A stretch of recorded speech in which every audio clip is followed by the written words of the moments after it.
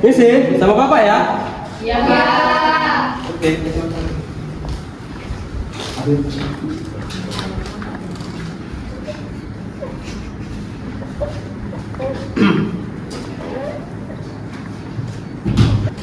Oke, selamat pagi semuanya. Pagi, Pak. Baik, Bapak di sini akan menjelaskan materi kita, yaitu sejarah dari Candi Ceto ya. Sebelumnya saya minta satu orang perwakilan dari kalian untuk bantu Bapak ke depan. Ada yang mau? Saya, Pak. Saya. Baik, Pak Julito. Keren, Pak. Ya. Oke, kamu bantuin Bapak ya buat ngisar-ngisar saja. Siapa? Ya. Oke. Baik, sebelumnya Bapak absen dulu ya. Nama-nama yang absen pada hari ini. Yang pertama ada Wan, hadir? Iya. Ada Septa? Ada Lisa? Hadir, Pak. Ada Esther? Ada Kamelia? Hadir, Pak. Ada Cici? Ada Iza? Hadir, Pak. Ada Rizkon? Hadir, Pak. Ada Dinda Sekar? Hadir, Pak. Ada Kansa? Hadir, Pak. Dito? Hadir ya? Hadir, Pak. Oke, baiklah. Di sini Bapak akan menjelaskan mengenai sejarah berdirinya Candi Ceto yang ada di Indonesia. Baik, di sini Bapak menjelaskan sejarahnya, yaitu Candi Ceto ini sudah ada sejak dalam kerajaan Majapahit. Jadi Candi Ceto ini dibangun oleh Raja Brawijaya V oleh raja tersebut dalam pemerintahan Majapahit. Bangunan candi ini sudah berdiri sejak abad ke-15 sebagai pemujaan penolak bala oleh masyarakat Hindu. Lalu candi ini merupakan sebagai monumen bagi kerajaan Majapahit. Ada beberapa sejarah atau fungsi dari bangunan ini. Yang pertama tuh ada teras Candi Ceto. Tapi pada bangunan ini adalah candi utamanya. Candi sebelumnya atau bagian-bagian candi yang lain tidak Bapak masukkan dalam materi Bapak pada hari ini. Yang pertama ada teras Candi Ceto. Teras Candi Ceto ini teras yang berdiri tidak menggunakan bangunan dinding, hanya menggunakan teras saja. Lalu ada teras kedua. Mohon maaf sebelumnya, terasnya yang dimaksud ini dalam bahasa Jawa adalah pundo. Jadi setelah teras pertama ada teras kedua.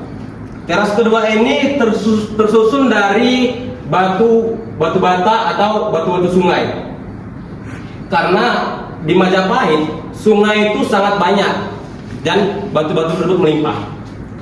Jadi teras kedua ini digunakan sebagai naiknya ke dalam candi tersebut.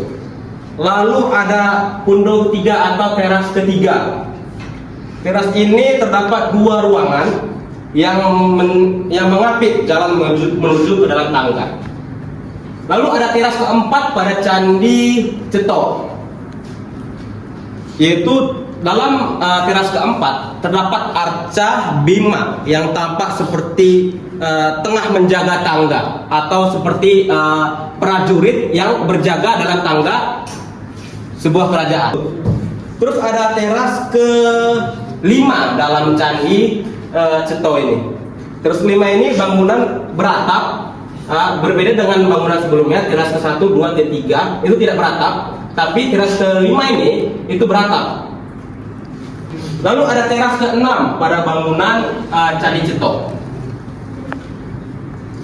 Teras ke-6 ini terdapat beberapa arca atau patung yang memiliki sepasang arca Ganesha yang letaknya berada pada bawah tangga. Tadi ada yang di atas tangga dan ada yang di bawah tangga. Terus ada teras ke-7. Teras ke-7 pada Candi Ceto. Dari teras ke-7 ini terdapat halaman yang dikelilingi oleh dinding batu. Terdapat sepasang pendapat atau beratap tanpa dinding pada teras ini. Terus ada teras ke-8. Teras ke-8 ini digunakan sebagai tempat sembayangnya orang Hindu sebagai tempat pemujaan oleh masyarakat Hindu yang bertuliskan aksara Jawa. Terus ada teras ke-9. Terdapat ruangan pada bagian teras ke-9, yaitu dari sisi timur sebagai ruang pun sebagai penyimpanan benda-benda kuno. Lalu ada teras ke-10. Pada teras ke-10 ini terdapat ruangan masing-masing. Sisanya ada 3 buah bangunan yang berupa dari kayu yang saling berhadapan. Lalu ada teras terakhir, yaitu teras ke-11 pada bangunan Candi Ceto. Teras ke-11 ini terdapat dinding batu setinggi 1,6 meter. Bisa dilihat dari ini ada bangunan patung dari teras ke-11, yaitu patung ini digunakan sebagai simbol ketika kita melihat bangunan candi dari jauh. Ketika kita melihat dari jauh, kita langsung tahu kalau bangunan ini adalah Candi Ceto karena ada simbol patung pada bagian atas candi tersebut. Jadi tempat Prabu Wijaya itu berbeda dengan tempat-tempat lainnya ya sebelumnya, karena Brawijaya itu adalah seorang raja. Seorang raja tempatnya lebih tinggi dibandingkan dengan masyarakat-masyarakat lainnya atau rakyat-rakyat mereka. Sekarang Bapak jelasin lokasi terletaknya Candi Ceto ini di mana. Candi Ceto ini terletak di lereng Lewu pada ketinggian 1494 meter di atas permukaan laut.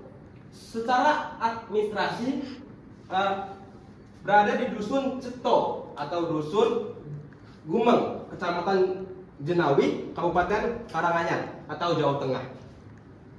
Kompleks pada bangunan Candi Ceto digunakan oleh penduduk setempat sebagai peziarah yang beragama Hindu dan sebagai tempat pemujaan oleh masyarakat Hindu setempat.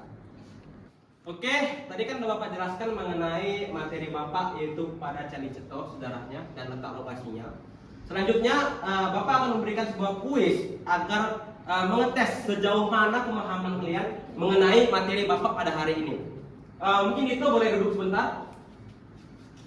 Kita akan mengadakan kuis. Oke. Sini kodenya sudah Bapak buat, kalian tinggal scan dan buka HP kalian. Silakan di scan bagi yang punya HP, bagi yang nggak punya HP mungkin bisa join dengan temannya. Izin Pak, buat saya di depan. Oh ya. Oke, silakan di scan dan kodenya juga sudah Bapak siapkan.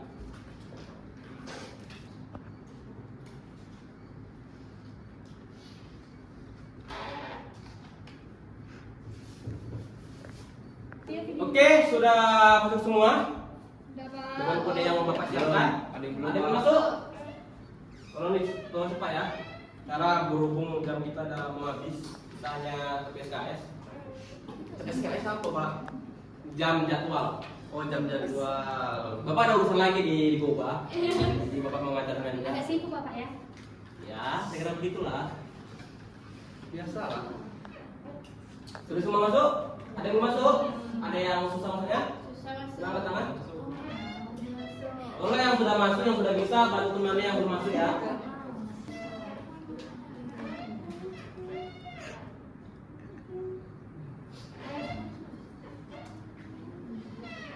Oke, sudah masuk semua? Sudah. Sudah pada masuk? Sudah. Oke, Bapak nextkan ya. Langsung kita mulai. Candi Ceto.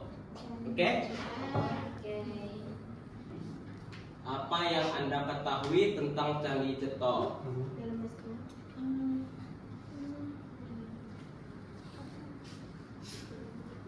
Silakan diisi dengan jawaban analisis kalian. Sejauh mana pemahaman kalian tentang materi Bapak yang Bapak jelaskan pada hari ini?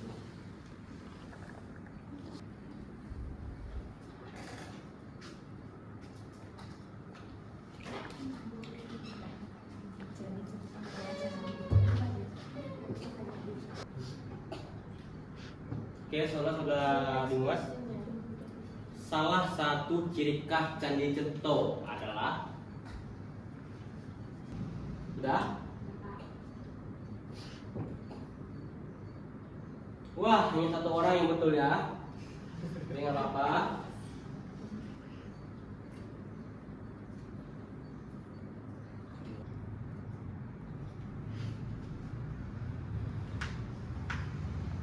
Ini soalnya sudah ada. Candi Seto memiliki peran budaya dan spiritual bagi orang di sekitar dalam masyarakat Jawa.